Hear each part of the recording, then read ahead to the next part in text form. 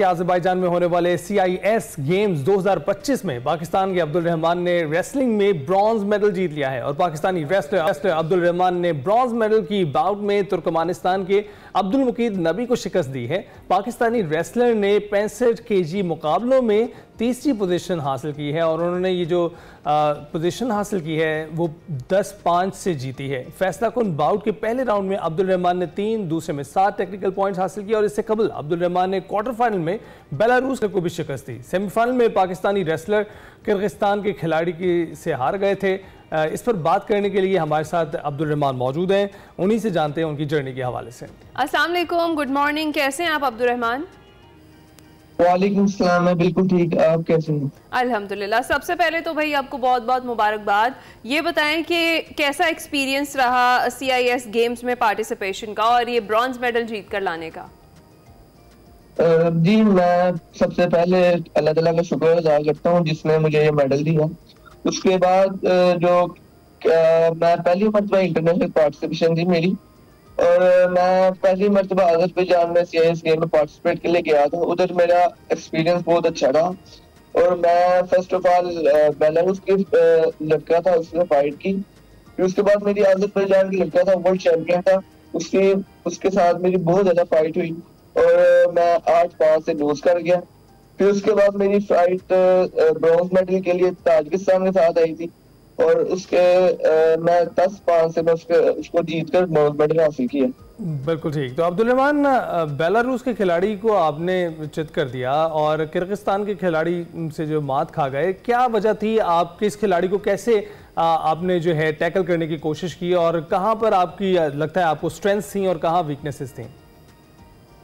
Sir, जो पाकिस्तानी जो player होते हैं उनकी स्ट्रेंथ तो बहुत ज्यादा होती है, लेकिन एक मेंटली और दूसरा जो उनके अंदर टेक्निकल जो प्रॉब्लम होती है वो बहुत ज्यादा होती है। असल में हम जब पहली मरतबा पार्टिसिपेट आप इंटरनेशनल लेवल पे करते हैं तो आप की बिल्कुल एक्सपीरियंस जीरो होता है और आगे जो अगर मिसाल के तौर पर वर्ल्ड चैंपियन हो तो वो करंट वर्ल्ड चैंपियन था जो एथेंस में हुई थी।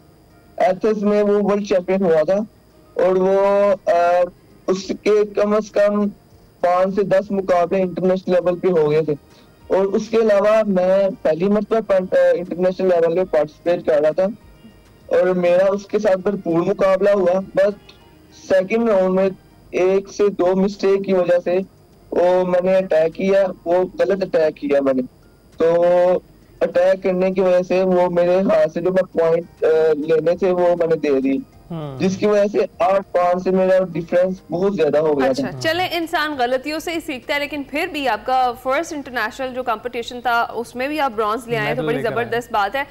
ये बताइएगा अब्दुल रहमान की फेडरेशन का क्या किरदार रहा? क्या आपको किसी किस्म के कोई मसाइल तो फेस नहीं करने पड़े? सर, जो फेडरेशन होती है उनका काम ये होता है कि वो पैगाम हुकूमत के तरफ से लेते हैं और हमें देते हैं और फेडरेशन जो है वो सिर्फ इतने काम में इन्वॉल्व होती है कि उन्होंने हमें सिर्फ पहले बताना होता है कि आप इंटरनेशनल कंपटीशन में जा रहे हैं और आपको क्या नाम है, ये आप इतनी तारीख को निकलेंगे और इतनी देर में वापस आएंगे। सिर्फ इंटरनेशनल एज ए पोस्ट हमें काम करती है, डील करती है। बिल्कुल ठीक। तो अब्दुल रहमान, बहुत सारे खिलाड़ी इंडिपेंडेंटली भी जो है शिरकत कर रहे होते हैं, कितना जरूरी है फेडरेशन के साथ इल्हाक आपका? सर, फेडरेशन के बगैर कोई आप इंटरनेशनल पार्टिसिपेट नहीं कर सकते। अकॉर्डिंग टू UWW जो इंटरनेशनल वो कमेटी बनी है उसके अंदर आप फेडरेशन के अलावा पार्टिसिपेट बिल्कुल नहीं कर सकते। उसके अलावा फाइनेंशियली भी आप इतना वो नहीं कर सकते कि उनके वो बहुत ज्यादा होते हैं, जिसकी वजह से फेडरेशन का इल्हाक जरूरी होता है। ठीक है अब्दुल रहमान, फ्यूचर में कौन सी ऐसी गेम है या इस तरह की जिसमें आप पार्टिसिपेट करने का इरादा रखते हैं? जी, बिल्कुल आज से बिल्कुल 15 से 20 दिन बाद यूथ एशियन गेम है। ठीक है, वो ओलंपिक काउंसिल ऑफ एशिया करवा रही है। वो एक एज ओलंपिक गेम है और पूरी एशिया की मिसाल के तौर पर एशिया की ओलंपिक है वो, और बहुत टफ कंपटीशन है उसके अंदर। चलिए हम आपको गुड लक बोलेंगे जी, उसके लिए हमें उम्मीद है कि वहां से भी आप मेडल लेकर आएंगे, लेकिन इस बार गोल्ड लेकर आएंगे। बहुत शुक्रिया, अब्दुल रहमान मौजूद थे और अपनी जर्नी हमारे साथ शेयर कर रहे थे। अभी हम जाएंगे ब्रेक पर, आप कहीं मत जाइएगा।